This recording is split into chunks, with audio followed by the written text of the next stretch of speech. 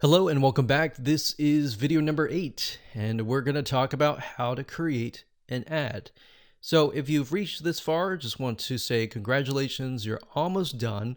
All you need to do is get the images that we discussed earlier and upload them here. Now, because our strategy is to get both social proof, the page likes, and the engagement, which is getting people to interact with your Facebook fan page, not just the likes, because when somebody comes to your page, the likes are the initial attraction, and then seeing people actually interacting with your fan page is the next step. So to do that, what you need to do is when you go to the ad, you can either create a new ad and insert images here, or you can use an existing post. So what you want to do is you want to use an existing post for the majority of time, simply because you want to drive people to that specific post.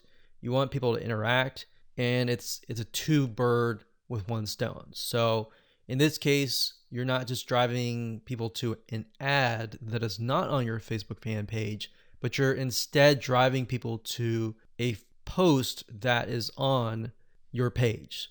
So you're getting the engagement, you're getting the likes. And the more money you put into it and the lesser you spend in terms of the likes, that will actually help you double or triple the social engagement. Now, you can also create an ad just to test different images as well separately from your post by simply adding the images here, and then down here, adding the text and adding the links.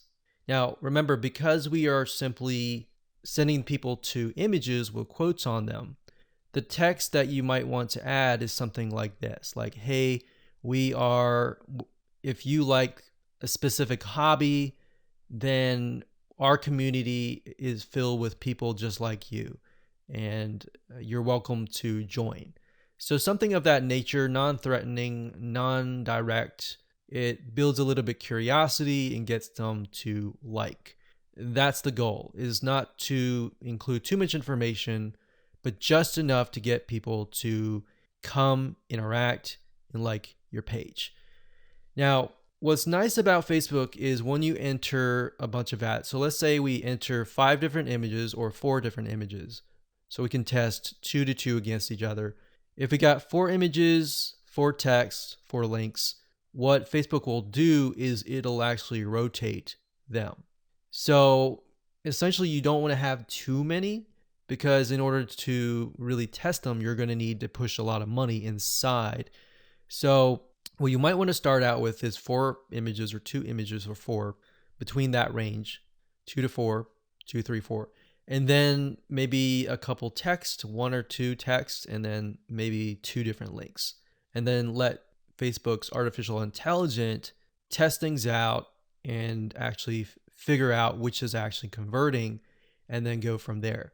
Once you figured out what is converting, let's say out of the different ads of 4 different images, let's say you got 1, 2, 3, 4, and then 2 of them are doing really well, but then 2 of them are costing $1 a like. In those other 2 cases, if you're getting enough traction from the other 2, you should go ahead and pause those just to see what happens. Now, you want to run them at least for 48 to 72 hours so that you allow Facebook's algorithm to adjust. Because a lot of times you're not going to see results immediately. Sometimes you will, but different scenarios are going to be different. So that's pretty much it. So as a recap, add the images here, add the text, add the links, click continue, and then your Facebook ad will get approved.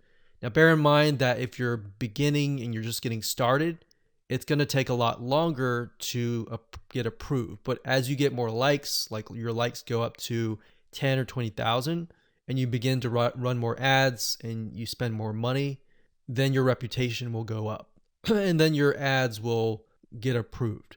Now, that's not a guarantee because no one really officially knows, but this is just based on tests.